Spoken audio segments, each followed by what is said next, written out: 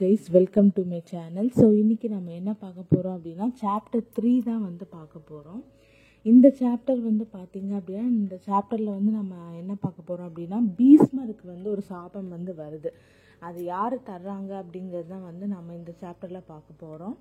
So இந்த சாப்டரோட பேர் பார்த்திங்க அப்படின்னா அம்பையின் சாபம். ஸோ அம்பா அப்படிங்கிற ஒரு பெண் தான் பீஷ்மருக்கு ஒரு சாபம் தர்றாங்க. அது எதனால் தர்றாங்க அப்படிங்கிறது தான் நம்ம இந்த சாப்டரில் பார்க்க போகிறோம்.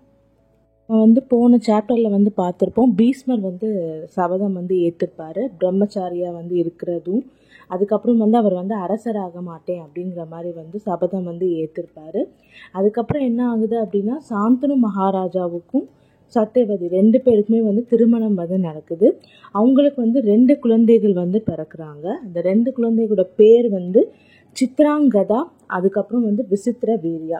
கொஞ்ச நாளில் சாந்தனு மகாராஜாவுமே இறந்து போகிறாரு. அதுக்கப்புறம் இந்த ஹஸ்தினாபுர அரசர் யார் ஆகுறாரு அப்படின்னா சித்ராங்கதா.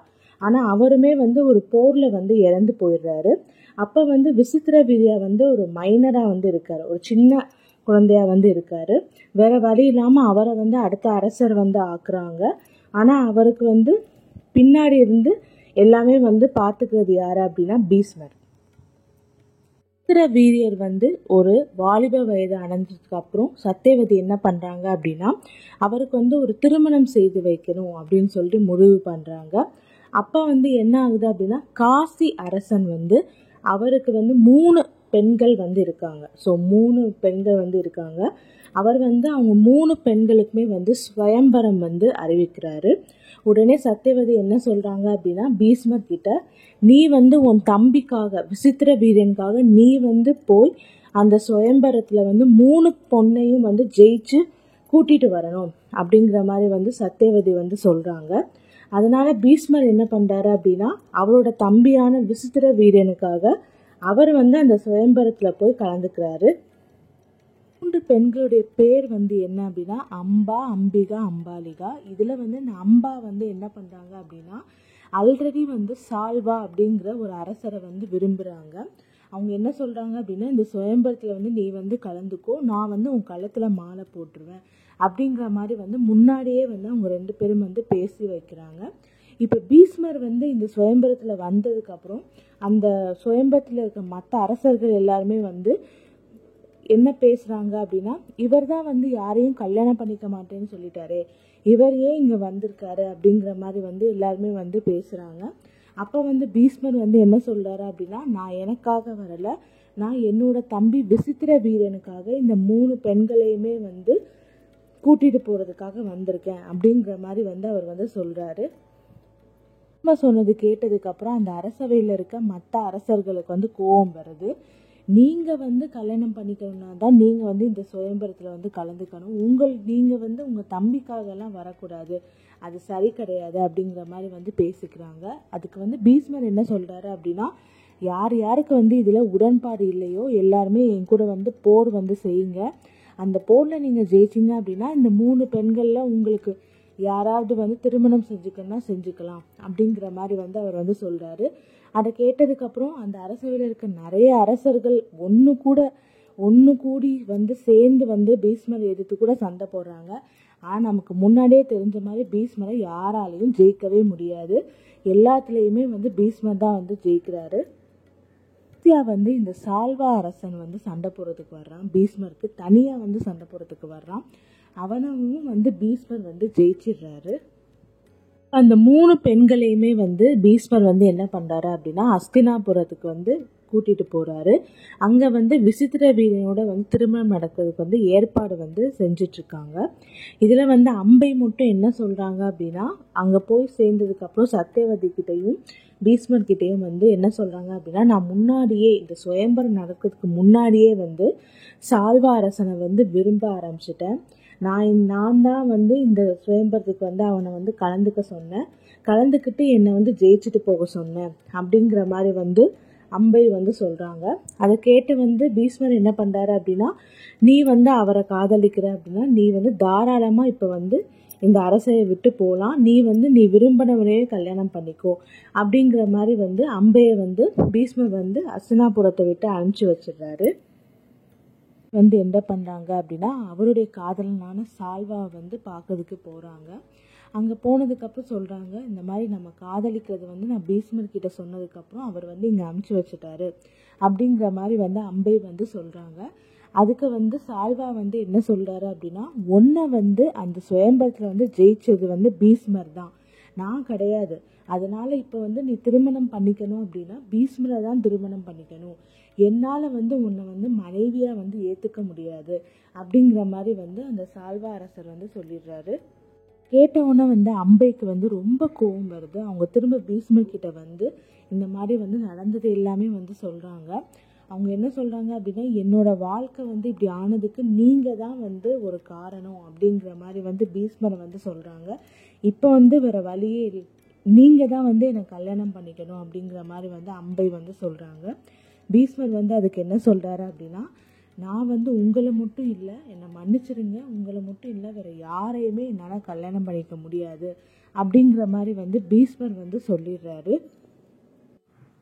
அம்பைக்கு வந்து இது வந்து தாங்க முடியலை. அவங்க வந்து என்ன சொல்கிறாங்க அப்படின்னா, என்னோட வாழ்க்கை வந்து அழிஞ்சு போனதுக்கு வந்து நீங்கள் தான் ஒரு காரணம், வேறு வழியே இல்லை, உங்களுக்கு ரெண்டு வழி தான், ஒன்று என்னை கல்யாணம் பண்ணிக்கோங்க, இல்லாட்டி வந்து நான் இறந்து போயிடுவேன் அப்படிங்கிற மாதிரி வந்து சொல்கிறாங்க.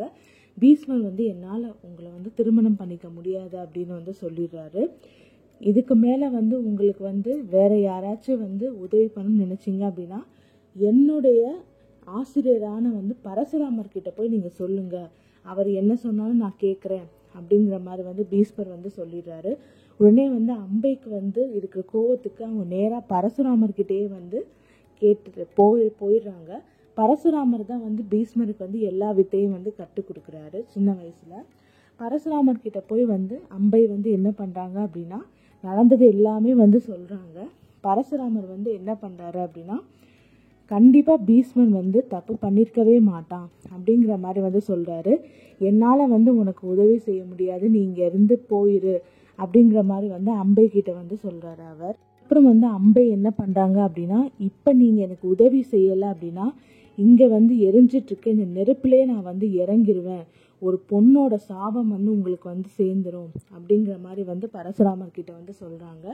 உடனே வந்து பரசுராமர் என்ன பண்ணுறாருன்னா, சரி வா பீஷ்மரை போய் பார்க்கலாம் அப்படின்னு சொல்லிட்டு 2 பேருமே வந்து பீஷ்மரை பார்க்கறதுக்கு போகிறாங்க.